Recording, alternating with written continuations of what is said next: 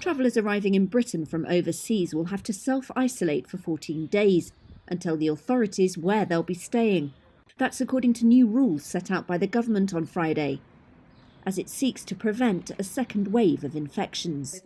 Here's Interior Minister Priti Patel. International arrivals to self-isolate for 14 days. That is the incubation period of the virus, so that if people have become infected overseas, we can limit the spread of the virus at home. The quarantine comes into effect on June 8th and includes returning Britons. Britain has carried out few checks on visitors during the outbreak, apart from arrivals from China early on. That's prompted accusations that Boris Johnson's government has been too lax, as well as slow to impose lockdown and behind many other countries on tracking and tracing. The latest plans look likely to draw more criticism.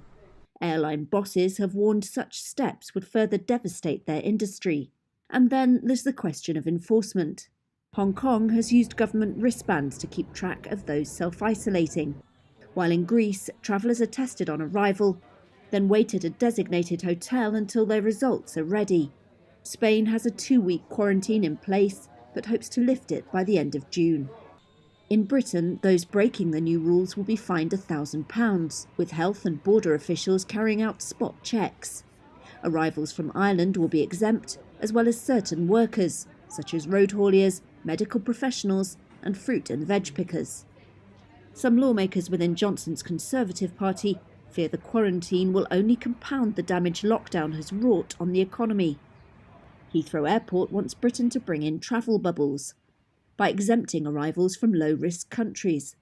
Australia, which has brought its own outbreak largely under control, is already lobbying for an exemption to the UK quarantine for its citizens.